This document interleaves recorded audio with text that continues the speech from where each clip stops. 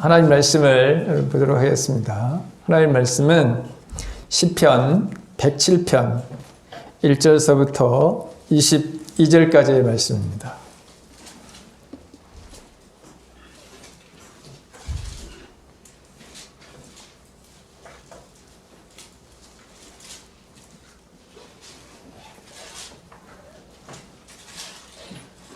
우리 한 절씩 교독하시겠습니다. 여호와께 감사하라. 그는 선하시며 그 인자하심이 영원함이로다. 여호와의 신령을 받은 자들을 같이 일러주시옵소서. 여호와께서 그들을 위해서 그들을 신령하사 동서남북 각 지방에서부터 모으셨도다. 그들이 광야 사방에서 왕하며 거절한 성읍을 찾지 못하고 줄이고 목이 말라 그들의 영혼이 그들 안에서 피곤하였도다. 이에 그들이 근심 중에 여호와께 부르짖으며 그들의 고통에서 힘주시고 또 바른 길로 인도하사 거주할 성읍에 이르게 하셨도다. 여호와의 인자하심과 인생에 대한 기적으로 말미암아 그를 찬송하시리로다. 그가 사모하는 영혼에게 만족을 주시며 줄인 영혼에게 좋은 것으로 채워 주심이로다. 사람이 행복과 사망의 길에 앉으며 공고와 화살의 이름은 하나님의 말씀을 거역하며 지존자의 뜻을 멸시함이라. 그러므로 그가 오른쪽 그의 마음을 분하게 하였으니 그들이 엎드려도 돕는 자가 없었도다. 이에 그들이 그 환난 중에 여호와께 부르짖음에 그들의 고통에서 구원하시되 흑암과 사망의 길에서 인도하여 내시고 그들의 어려움을 들으셨다. 여호와의 인자하심과 인생에게 행하신 기적으로 말미암아 그를 찬송할지로다. 그가 모든 일을 지키시며 결정하고 주셨습니다. 미련한 자들은 그들의 죄악의 길을 따르고 그들의 악을 범하였기 때문에 고난을 받아 그들은 그들을 모든 싫어하시려 사망에 이르렀도다. 이에 그들이 그들의 고통 때문에 여호와께 부르짖음에 그가 그들의 고통에서 그들을 구원하시되 그가 그들의 말씀을 보내어 그들을 부시고 위험한 지경에서 건지시는도다. 여호와의 인자하심과 인생에게 행하신 기적으로 말미암아 그를 찬송할지로다. 감사를 드리며 노래하며 그가 행하신 일을 선포할지로다. 아멘.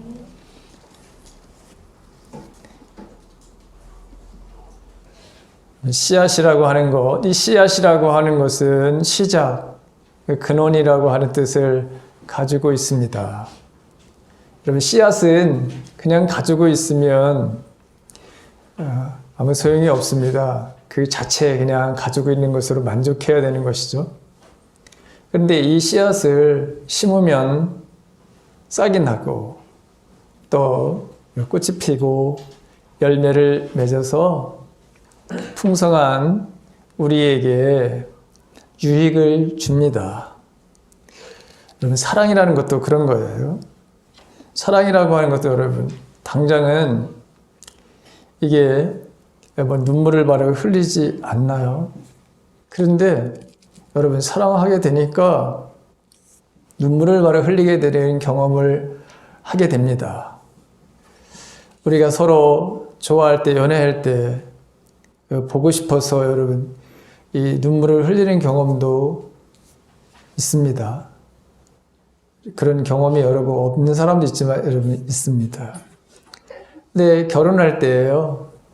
그렇게 좋아하고 서로 정말 미치도록 보고 싶었던, 그런데 뭔가 의견이 바로 이게 엇갈려가지고 그래서 싸움을 해가지고 여러분 눈물을 흘릴 때도 있습니다. 근데 결혼한 후에 현실에 부딪히며 살면서 야, 네가 먼저 살자고 옆구리 찔러가지고 나를 꼬시고 나 물 한 방울 안 묻히면 살겠다고 했는데 요게 뭐냐 도대체 하면서 나 속았다 하면서 눈물을 흘리면서 고래고래 소리를 지르는 이런 일들도 있었었죠. 저에게도 여러분 있었습니다. 자, 시간이 흐르면서 그 사람을 내가 진짜 사랑했나? 눈물을 바로 여러분 흘리기도 하고요. 어떤 사람들은 야, 정말 하나님께서 어떻게 이 같은 남자를 만나게 해주셨지? 아니면 이 같은 내 아내를 만나게 해주셨지?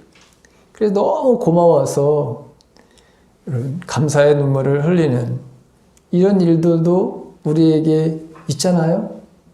그렇죠? 한번 여러분 남편들을 이렇게 한번 쳐다보세요. 아내들을 한번 쳐다보세요. 여러분들은 어디에 해당됩니까?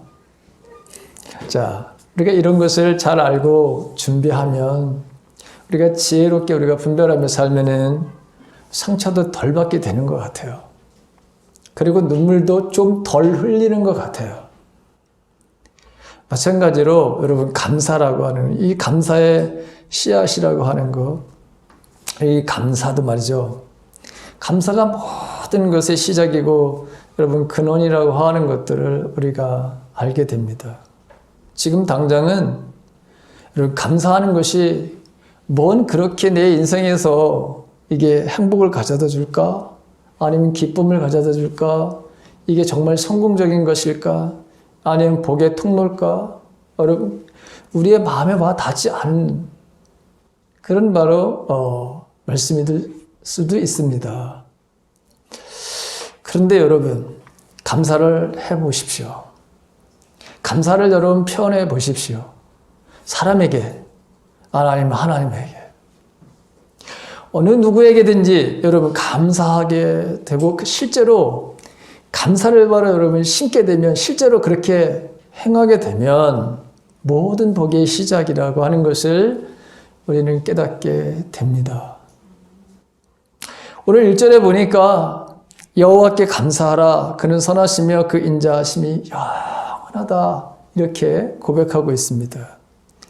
오늘 저는 제가 벌써 3번째로 이 감사에 대한 설교를 하고 있는 것 같은데 다음 주까지 11월 내내 제가 감사에 대한 설교를 하겠다고 했는데 자, 오늘도 마찬가지로 어떤 사람이 하나님께 감사하는가?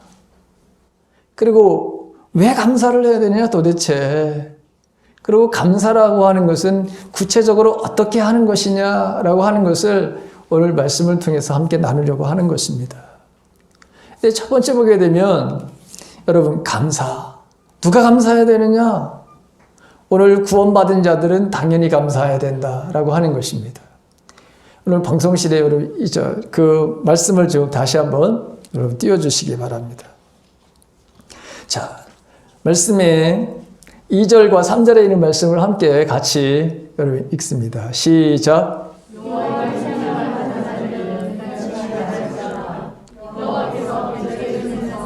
그들을 속량하사 동서남북 각 지방에서부터 모으셨도다. 아멘. 여러분 구원받은 자들, 다른 말로 하나님의 자녀들입니다. 하나님의 자녀들은 무조건 감사해야 된다는 거예요. 여러분 선물 중에 가장 귀한 선물이 도대체 뭘까요? 내 지금 현재 남편을 만난 거? 내 아내를 만난 거? 아니면 집이 여러분 지금 선물 받은 것 중에 하나고 50평 아파트? 여러분 그것들은 여러분 진정한 선물이 못 돼요. 아시죠? 그런 게 진정한 선물이 못 된다고. 정말 이 세상에서 그 어느 것으로 바꿀 수 없는 것은 우리가 죄와 죽음으로부터의 구원이라고 하는 사실이에요. 즉 영생, 이 천국에 바르는 선물입니다.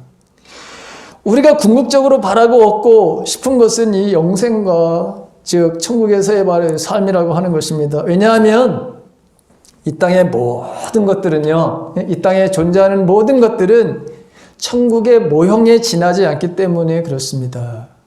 쉽게 말하면 이 세상에 있는 모든 것들은 천국에 다 있어요. 그런데 이 세상에 없는 것도 여러분 천국에 있는 거예요. 더 많아요. 더 풍부해요. 천국은 이 세상 사람들이 귀중하다고 소중하다고 여기는 것, 여러분 금, 진주, 보석들이 이런 것들이잖아요. 그렇죠? 그런데 우리가 성경에 보게 되면 천국의 길은 여러분 황금길이야. 그 황금길에 여러분 그 황금길을 바로 뜯어다가 집에다 갖다 놓을 사람이 어디 있어요, 여러분? 무슨 말인지 이해가 되시죠? 그러니까 이 세상에서 가장 아름답다고 하는 거, 여러분 세상 곳곳에 보니까 정말 아름다운 거 굉장히 많아요. 가고 싶은 거 여러분 굉장히 많아요. 그래서 여러분 저는 대신 세계 여행을 하고 있어요. 어떤 세계 여행을 하느냐? 걸어서 세계 속으로. 응? TV에 보게 되면 뭐 여러분 나오잖아요. 아, 정말 세상 곳곳에 아름다운 곳 정말 많더라고요. 근데 요즘에는 우리가 여기 앉아서도 다 갔다 올 수 있어. 그렇죠? 얼마나 좋은 세상인지 모릅니다. 그런데 그 아름다운 것도 여러분 천국의 하나의 모형이야. 천국에는 그 아름답다고 탄성을 지르는 것보다도 훨씬 아름다운 것이 많은 거예요. 또 가장 귀하다고 여기는 거. 그래서 사람들이 그 귀하다고 하는 것을 가지려고 우리가 얼마나 많은 탐욕의 삶을 살고 있습니까? 근데 제가 말씀드린 것이 길이 황금길이라니까요. 여러분 돌멩이같이 모든 것들을 취급해. 거기서 보석을 얻으려고 뭐 하려는 사람은 단 한 사람도 없는 거예요. 그러니 우리에게 이 구원의 선물이라고 하는 것이 이게 얼마나 여러분 귀한 값지고 소중한 선물인지를 우리가 알아야 돼요. 그래서 구원받은 자들은 뭐예요? 감사해야 된다라고 하는 거예요. 2절에 보십시오. 여호와의 속량을 받은 자들은 대신 속량이라는 게 뭡니까? 대신 돈을 주고 지불하고 그래서 거기서부터 해방받았다고 하는 거잖아요. 하나님이 행하신 일들이야. 저와 여러분들은 그래 동서남북 각 지방으로부터 하나님께서 우리에게 세상에 여러분 지금 한 75억 정도 된다 그러잖아요. 그 75억 중에 여러분들은 대단한 하나님의 은혜를 받은 사람들이잖아요. 그렇죠? 그러니 우리가 당연히 하나님 앞에 감사하는 삶을 살아야 되는 거예요. 우리 감사하며 삽시다. 두 번째는 왜 우리가 감사해야 되느냐? 하나님은 우리의 모든 것들을 여러분 필요를 따라 채워주셨기 때문이라고 하는 거예요. 자, 4절과 5절에 있는 말씀을 한번 우리 같이 읽습니다. 다 같이 시작. 방황하며 거주할 성을 찾지 못하고 줄이고 목이 말라 그들의 영혼이 그들 안에서 피곤하였도다. 자, 여기 보게 되면 우리가 인생을 살면서 여러분 광야 사막 성경에서는 우리의 인생을 가리켜서 광야에 비유하곤 합니다.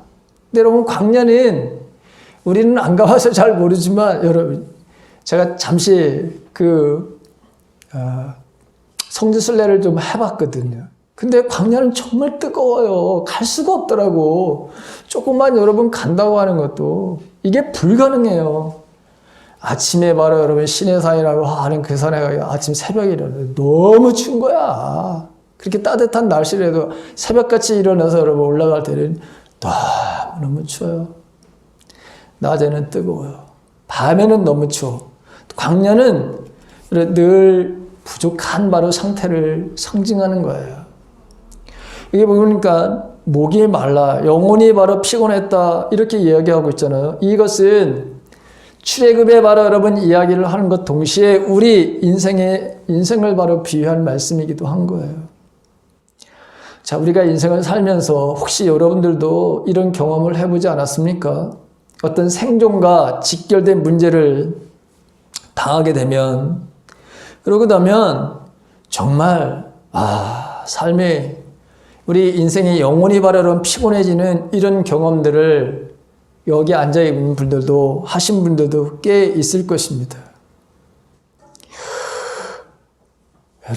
그러나 하나님께서는 우리들에게 오늘 이 본문에 있는 말씀을 보게 되면 자, 우리가 인생의 이 광야나 메마른 사막 같은 길을 걸어가는 듯한 그런 순간에도 더욱이 그 문제가 우리의 생존과 직결된 바로 문제일 때 느끼는 심적 부담감과 고통이라고 하는 것, 이루 말할 수 없는 그런 상황 속에서도 하나님은 하나님의 자녀들에 대한 공급하심이 있었다고 하는 사실이죠. 자, 6절과 7절에 있는 말씀을 한번 다시 읽습니다. 같이 읽습니다. 시작. 이에 그들이 근심 중에 여호와께 부르짖음에 그들의 고통에서 건지시고 또 네, 7절까지 말씀을 읽었죠.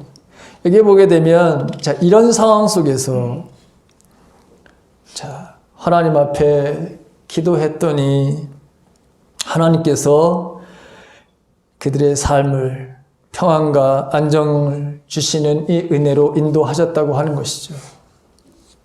여러분, 성도가 위기를 당하면 하는 일이 뭘까요? 여러분들은 내 인생에서 가장 위기라고 하는 순간에 여러분들이 행동한 것이 무엇이었습니까?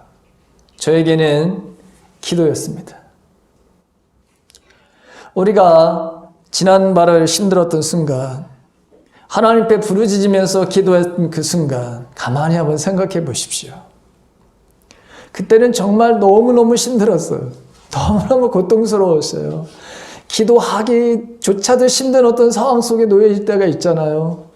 그럼에도 불구하고 하나님의 말씀을 붙들고, 왜? 하나님은 선하시고 하나님은 인자하시고 그분의 사랑은 변함이 없다고 하는, 내가 하나님에 대한 것을 알기 때문에 비록 내가 기도하고자 하는 마음이 생기지 않을지라도 하나님의 약속의 말씀을 붙들고 기도한 그때 하나님께서 내 삶 속에서 역사하신 일들, 우리가 다 기억하지 못하지만 그러나 하나님이 우리의 기도에 응답하신 것들이 너무 많다고 하는 것을 우리는 압니다. 하나님께서 저와 여러분들의 삶들 속에서 함께 하신 일들, 그때그때마다 정말 필요한 것들을 하나님께서 공급해 주신 하나님. 그래서 우리는 하나님 앞에 감사하며 살아야 한다고 하는 것이죠. 오늘 이 시인은 그가 사모하는 영혼에게 만족을 주시며 줄인 영혼에게 좋은 것으로 채워주시니로다, 이렇게 말씀하고 있습니까? 여러분들은 무엇에 바로 줄인 영혼들입니까? 무엇을 바로 여러분들은 지금 바라고 거기에 여러분 지금 하나님 앞에 기도하는 그 삶이 도대체 무엇입니까? 예수님은 마태복음 5장 6절에 보게 되니까 의에 지르고 목마른 영혼이다. 의로운 삶을 살려고 하고 그리고 하나님의 뜻을 먼저 구하는 바로 이 삶을 살아가는 사람들. 늘 세상적인 무엇을 먹을까 입을까가 아니라 의에 지리고 먼저 하나님의 나라와 그 의를 구하는 그런 삶을 살아가는 사람들에게 언제나 더해 주시는 하나님의 은혜가 있다고 말씀하신 적이 있거든요. 저와 여러분들은 우리가 목이 마를 때마다 우리가 또한 굶주림을 받아 여러분 그런 당하는 어떤 순간이라도 하나님을 향한 또 하나님에 대한 이 기도의 삶이 멈춰지지 않기를 간절히 바랍니다. 분명히 하나님은 채워주시는 하나님이신 것입니다. 근데 세상에 무엇을 먹을까 입을까라고 하는 그런 것에 여러분 목말라 하지 마십시오. 어떻게 하면 하나님을 위해서 우리가 하나님 뜻을 위해서 살고 하나님의 바로 영광을 위해서 일하고 하나님께 우리에게 맡겨주는 복음을 바로 전하고 그래서 그 삶에 우리가 물질을 드리기를 힘쓰고 내 삶의 자신을 바쳐서 헌신하는 삶을 살고자 하는 이런 하나님 나라에 대한 거룩한 마음을 가지고 살아가는 사람들에게는 항상 하나님은 목마르지 않도록 채워주시는 은혜가 있다고 하는 사실입니다. 우리는 하나님으로부터 받은 것이 너무나도 많죠. 그런데 우리가 남에게 준 것은 내가 한 것은 바로 여러분 많이 기억하는데 받은 것은 하나님께 우리가 받은 것은 잘 잃어버리는 경향이 있는 것 같아요. 우리에게 하나님께서 채우신 것들을 잊지 말고 하나님 앞에 감사하는 저와 여러분들이 되시기를 다시 한번 주님의 이름으로 축원합니다.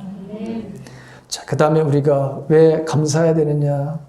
세 번째는 하나님이 우리에게 자유를 주셨기 때문입니다. 오늘 이 본문의 이야기는 여러분 이스라엘을 향하셨던 하나님의 그 은혜에 대한 것을 고백하는 것이죠. 그러나 이 말씀은 이스라엘 백성들에게만 행하시는 그런 말씀이 아닙니다.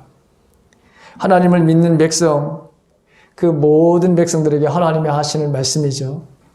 그런데 오늘 바로 이 말씀 중에 보게 되면 하나님의 이런 특별한 사랑을 받고 택함을 받았 삶 속에서 그들은 곤고함을 경험하게 됩니다. 흑암과 사망과 곤고와 쇠사슬에 매이는 그 비참한 바로 삶을 살았다고 하는 것이죠. 왜 그러면 이런 바로 삶을 살았을까? 이유는 분명히 오늘 하나님께 이 말씀을 통해 우리가 알게 되는데, 하나님의 말씀을 거역하고 하나님의 뜻을 멸시했기 때문에, 즉 하나님의 말씀을 거역하는 삶을 살았기 때문에 비록 하나님께서 선택하신 그런 사람들에게도 흑암, 사망, 공고와 바로 여러분 쇠사슬에 매임을 당하는 삶을 살았다고 하는 것이죠. 우리가 구원을 받은 사람들이지만 여전히 우리가 하나님의 말씀을 거역하고 하나님의 뜻을 멸시할 때 우리에게 주신 놀라운 하나님의 은혜가 완전히 바로 사라지는 것들을 우리도 경험할 때가 있습니다. 우리가 예수님을 믿게 되면 그 순간서부터 우리가 구원받은 백성이고, 그래서 이 땅의 천국과 하나님이 우리에게 주시는 은혜의 바른 삶을 우리는 서서히 누리게 됩니다. 점점 더 주님과의 삶에 대한 감사의 삶이 깊어지고요, 넓어지고요, 이런 것들을 우리가 경험하게 됩니다. 그래서 천국의 여러분 삶, 이 땅에서도 얼마든지 우리가 천국의 바로 삶을 살 수 있습니다. 이 땅에서부터 또 시작되어야 합니다. 그런데 이 아름다운 이 하나님의 구원의 이 은혜의 삶을 우리가 이 땅에서 누리지 못하는 것들은 하나님과의 온전한 관계가 유지되지 못했을 때 이 모든 것들은 다 없어지고 상실되는 것을 보게 됩니다. 천국에 대한 기쁨과 즐거움, 하나님과의 온전한 관계 속에서만 이루어지고 이것이 활성화되는 것인데, 하나님과의 온전한 관계를 유지하지 못하면 우리는 여전히 세상 무언가에 묶이게 되는 것입니다. 옛 모습으로 다시 돌아가게 되는 것이죠. 우리가 무언가에 묶이기 시작하면 그 순간부터 우리는 자유를 잃어버리게 됩니다. 죄에서부터 또 우리의 허물로부터 우리를 완전히 벗어나게 하시고 우리에게 기쁨과 우리에게 감사의 마음을 주신 것에 대한 것을 벗어난 인생을 살게 되죠. 예수님은 진리가 너희를 자유케 하리라 하셨습니다. 즉 하나님의 말씀이 우리 안에 들어오게 되면 우리는 이 땅에서 하나님께서 우리에게 자유를 주신, 해방을 주신 삶을 누리면서 살게 되는 것이죠. 그런데 하나님과의 관계가 이게 어그러지게 되면 우리는 다시 여러분 과거의 삶에 묶이게 되는 것을 보게 됩니다. 그것이 우리를 지배하는 것이죠. 우리를 바로 묶는 실체가 도대체 뭘까? 요한 1서 2장 16절에 있는 말씀을 보게 되면 안목의 정욕이요, 육체의 정욕이고 이 살림살이에 대한, 이 세상의 살림살이에 대한 이 자랑들이다, 이렇게 말씀하고 있는 것을 보게 됩니다. 여기서부터 원래 우리를 바로 해방시켜 주는데, 그런데 다시 이것으로 우리가 묶이게 되면 지배하고 다스리는 삶이 아니라 묶이는 바라는 삶을 살게 된다고 하는 것이죠. 그런데 하나님은 우리들에게 오늘 여러분 우리의 어떤 묶임으로부터도 우리를 자유를 주셨다고 하는 거예요. 그래서 여러분 저와 여러분들의 마음속에는 이 땅에서 진정한 하늘나라의 천국의 삶을 살 수 있게 된 것이죠. 그런 삶을 우리가 누리면서 살아야 합니다. 내가 세상에 언제나 세상적인 관심, 하늘의 소망이 아닌 이 땅에 바로 여러분 소망을 두고 살았던 삶 속에서 이제는 하늘나라에 대한, 천국에 대한 소망을 가지고 살아가는, 어떤 것도 우리가 나에게 얽매이는 모든 것들로부터 자유를 주신 그런 하나님. 비록 지금 삶의 내 삶 속에서 여전히 여러분 경제적으로 어려움이 있고 육체적인 어떤 질병이 내 바로 삶을 지금 내 삶에 괴로움을 주고 있지만 그것이 내 삶을 붙들고 있지 않고 그것을 극복하며 살 수 있는 하나님의 은혜가 있음을 감사하라고 하는 거예요. 여러분 그렇게 살 수 있도록 하나님은 우리를 지금 그런 은혜의 자리로 저와 여러분들을 초청하고 그런 삶을 살 수 있도록 하나님 은혜를 주신 거예요. 과거로 다시 여러분 돌아가는 일이 없기를 간절히 바랍니다. 아멘. 이 세상의 안목의 정욕과 육체의 정욕과 이 세상의 살림살이에 대한 여러분 여기에 묶이게 되게 되면 우리를 해방시켜 주신, 우리를 자유롭게 해주신 그 삶을 누리지 못하고 살 수 있다고 하는 것입니다. 네 번째는 여러분 우리에게 주신 고통을 바라 여러분 이 고난과 고통을 바라 감사하라고 하는 거예요. 아, 이게 도대체 무슨 말일까? 이것은 여러분 고난과 고통을 통해서 우리가 다시 하나님 앞으로 돌아가게 되는, 돌아오도록 하시기 위해서 때로는 우리에게 고난과 고통을 허락하신다는 겁니다. 자, 12절에 있는 말씀을 우리가 함께 같이 읽습니다. 시작. 그러므로 그가 고통을 주어 그들의 마음을 겸손하게 하셨으니 그들이 엎드러져도 돕는 자가 없었도다. 아멘. 주님께, 하나님께서 왜 우리들에게 고난을 주시느냐? 여러분 그 고통을 통해서 우리를 겸손하게 하셨다고 하는 것이죠. 예레미야가 3장 33절에 보게 되면 주께서 인생으로 고생하게 하시며 근심하게 하심은 본심이 아니다 이렇게 말씀하고 있습니다. 원래 여러분 하나님이 고통을 주시는 하나님이 아니시죠. 고난과 고통을 바로 주시려고 우리를 창조하신 게 아닙니다. 창세기를 보더라도 절대로 하나님은 그런 하나님이 아니십니다. 인간에게 복을 주시고자 여러분 천지를 창조하시고 그 다음에 그 모든 것을 하나님이 다스리는 것이 아니라 주관하시는 것이 아니라 사람에게 맡기셨어요. 네가 이것을 다스리는 그런 권세를 너에게 준다. 그리고 잘 돌봐라. 이 모든 피조세계를 잘 돌봐라. 우리에게 위임해 주신 것이죠. 그래서 우리는 세상을 바로 다스리는 자입니다. 그 어떤 것으로부터 우리가 다스림을 받는 존재가 아니라고 하는 것을 제가 늘 여러분들에게 말씀하고 있잖아요. 그러니까 하나님께서는 우리에게 고통을 주시려고 이 땅에 여러분 창조하신 것이 아니고 수고하는 그 삶을 통해서 보람을 느끼고 의미를 느끼고 돌보고 사랑하고 가꾸고 하는 모든 곳에서부터 우리 인간 삶에 여러분 보람을 느끼게 되어 있는 거예요. 근데 하나님께서 이스라엘 백성들에게 고통을 주시고 오늘날 우리에게 여러분 고통을 주시는 것은 이건 하나님의 본심이 아니다. 우리도 때로 자식을 여러분 길렀잖아요. 그 아이들이 어렸을 때 여러분 말을 잘 안 들을 때 여러분 어떻게 했습니까? 아이들에게 가끔씩 매를 바로 대지는 않았나요? 저도 아이들에게 매를 댔습니다. 아이들을 정말 혼내는 바로 여러분 일을 했습니다. 자, 하나님도 마찬가지로 그렇게 하시는 이유가 있다는 거예요. 때때로 우리는 고난을 겪고 나서야 자신의 모습을 돌아보게 됩니다. 내가 얼마나 목이 정말 뻣뻣한, 그리고 내가 얼마나 교만하고 오만한 사람이었는지. 우리가 잘 아는 시편 119편에 보게 되면 고난이 나에게 유익이었다 이런 표현을 쓰잖아요. 고난 때문에 내가 하나님의 말씀을 지키는 사람이 되었다. 만약에 고난이 없었다면 나는 하나님의 말씀을 지키지 않은 여전히 거만하고 오만한 자였다고 하는 것을 오히려 고난을 통해서 하나님의 말씀대로 살고 하나님의 말씀이 무엇인지를 알게 되고 그리고 그렇게 살아가는 자신에 대한 하나님 앞에 감사하는 것을 보게 됩니다.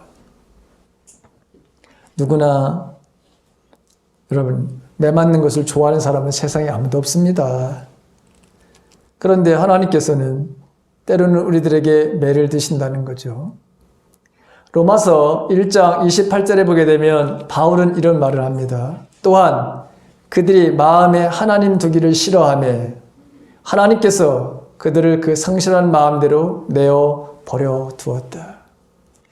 하나님의 은혜로 사람들에게 돌아오기를 계속해서 하나님은 말씀을 하셨는데 아예 하나님을 마음에 두기를 거부하는 거예요. 그래서 하나님도 포기를 하셨다고 하는 거예요. 하나님을 먼저 포기하는 적은 없습니다. 인간이 먼저 하나님을 포기해서 어쩔 수 없이 하나님이 내버려 두는 것이지 하나님께서 먼저 포기하시는 그런 것은 없습니다. 근데 저와 여러분들이 하나님은 포기하지 않으셨고, 그리고 저와 여러분들이 하나님의 은혜 안에서의 삶을 살아가는 그것을 선택하면서 여러분 삶 이 삶. 그래서 저와 여러분들이 거만하지 않도록 우리를 이렇게 지금 다루시는 것이다. 그래서 우리는 하나님 앞에 감사하지 않을 수가 없게 되는 것이죠. 그나마 우리에게 고난과 고통을 통해서 늘 제가 말씀드리는 바와 같이 지금 내 모습이 이 모습이요. 내 모습이 지금 여러분들의 모습이 지금 그 모습이라고요. 그나마 그 어려움을 바로 겪고 난 다음에 주신 하나님의 은혜 감사한 일이죠. 그래서 여러분 감사해야 된다는 거예요. 고난을 감사하라고 하는 거예요. 고통을 감사하라고 하는 거예요. 다섯 번째, 왜 우리가 하나님 앞에 감사해야 되느냐? 나에게 혹은 우리 가족에게, 이 민족에게 내가 전혀 모르는 은혜를 하나님께서는 정말 기이한 방법으로 수없이 하셨다는 거예요. 여러분 8절에 있는 말씀을 한번 봅시다. 돌아가서 8절. 네, 8절 한번 읽어볼까요? 시작. 여호와의 인자하심과 인생에게 행하신 기적으로 말미암아 그를 찬송할지로다. 15절 갑니다. 15절 다 같이 시작. 여호와의 인자하심과 인생에게 행하신 기적으로 말미암아 그를 찬송할지로다. 21절을 갑니다. 21절 다 같이 시작. 여호와의 인자하심과 인생에게 행하신 기적으로 말미암아 그를 찬송할지로다. 여기 찬송할지로다. 여기 세가 똑같은 말씀을 하죠. 여러분 찬송할지라고 하는 말이 감사하라고 하는 거예요. 감사. 찬송과 감사는 뗄래야 뗄 수 없는 거예요. 같은 어원에서 왔어요.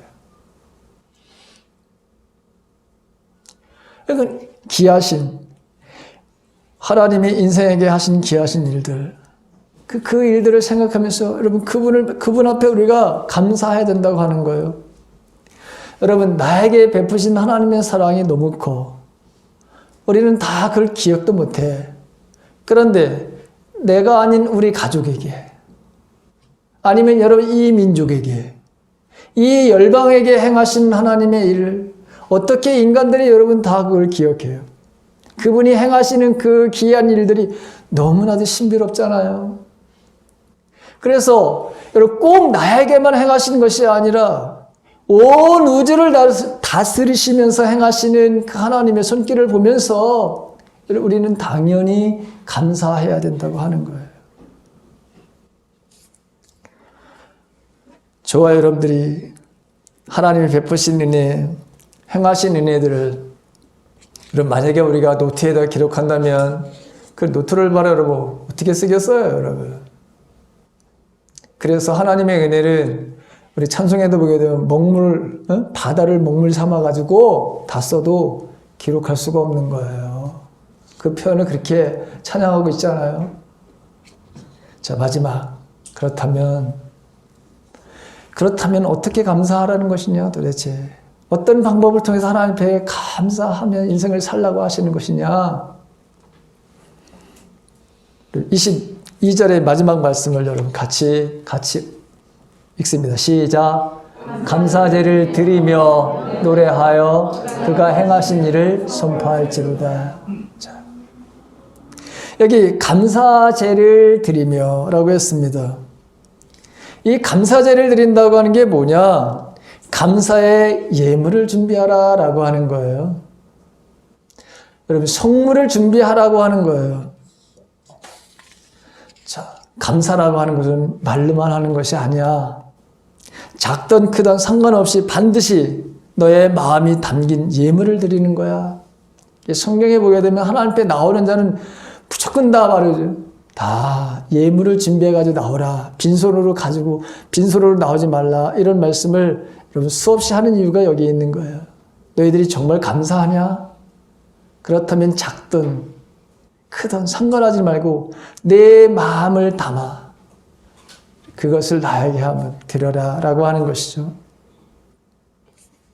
그러면서 여러분 노래하라. 여러분 다른 말로 여러분 찬양하라고 하는 것이죠. 나에게 행하신 일들, 우리 민족에게 행하신 일들, 내 자녀에게 행하신 일들, 뭐 여러 가지 이제 생각하면서 그가 바로 여러분 뭐죠? 그분께 노래하라. 그분을 찬양하라고 하는 거죠. 그가 뿐만이 아니라 뭐죠? 그가 행하신 일들을 선포하라. 내 삶 속에서 행하신 일들을 바로 자랑하라라고 하는 거예요. 세상 사람들에게 하나님이 살아계시다고 하는 것을 이야기하라고 하는 거예요. 하나님이 베푸신 은혜를 잠잠히 잊지 말고 행하신 일들을 너희들이 입을 벌려서 말하라. 그것이 정말 나에게 감사하는 바로 삶이다 라고 하는 것입니다. 11월은 감사의 달이기도 하고, 만약에 감사의 지수가 100이 만점이라면 저와 여러분들이 이 감사의 지수를 정말 100으로 끌어올리는 그러한 11월 달, 그런 365일이 되기를 간절히 바랍니다.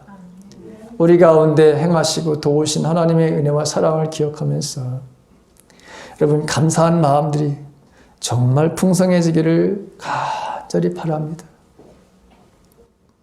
시편 107편은 여러 가지 어려움과 시련을 겪은 사람들이 구원의 기쁨에 대해서 묘사하고 있는 시입니다. 여기 시편에 나타나 있는 이 어려움과 시련은 때로는 전쟁과 감옥 생활과 질병과 폭풍의 바닷속에 빠지는 것 같은 그런 상황. 그리고 어떤 사람들은 전쟁에 정말 패하고, 어떤 사람들은 어두운 지옥의 지하 감옥에 갇히기도 하고, 어떤 사람들은 질병과 바다의 바로 폭풍을 겪기도 하는 그런 인생의 질곡 속에서 그런 어려움과 그런 시련을 겪은 사람들이 그들 자신의 과거를 회상해 보았을 때 자신들이 그러한 상황에 결코 홀로 내버려 두는 것이 아니라 하나님은 그때마다 하나님의 은혜가 있었다고 하는 사실을 기억하면서 하나님을 이렇게 찬양하고 감사하라라고 하면서 우리들에게 말씀하시는, 오늘 동일하게 우리들에게 이런 감사의 생활을 하라고 하시는 그런 말씀입니다. 우리말 속담 중에 여러분 개도 닷새가 되면 주인을 안다라고 하는 그런 말이 있습니다. 이 말은 개도 자기에게 은혜를 베푼 사람을 알아본다는 뜻이에요. 닷새 만에 개를 키워봐도 안 되는 거예요. 하물며 우리가 하나님께 이처럼 오늘 말씀드린 것 같이 우리는 정말 말할 수 없는 하나님의 은혜를 입었어요. 우리가 기억하는 것보다도 기억 못하는, 우리가 감지할 수 없는, 인간으로 감지할 수 없는 그 하나님의 은혜가 여기까지 흘러온 거예요. 그래서 우리는 하나님 앞에 마땅히 감사를 해야 되는 것이죠. 하나님께서 지금까지, 오늘 여기까지 우리에게 베푸신 은혜를 기억하면서 우리 마음 가운데 감사의 마음이 정말 더 풍성해지므로 우리 다음 주에 추수감사절로 지키는 여러분 그것이 더 하나님 앞에 온전하게 우리의 마음을 드리는 그런 감사절이 되시기를 주님의 이름으로 간절히 바랍니다.